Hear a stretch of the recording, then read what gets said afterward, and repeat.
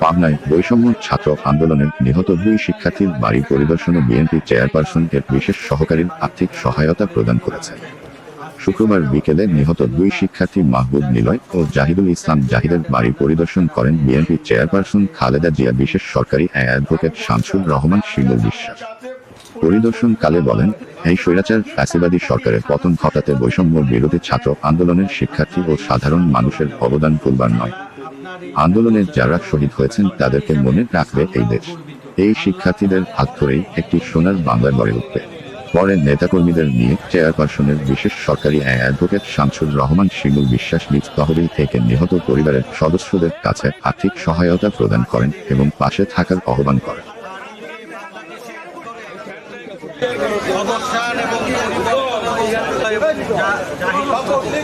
আমরা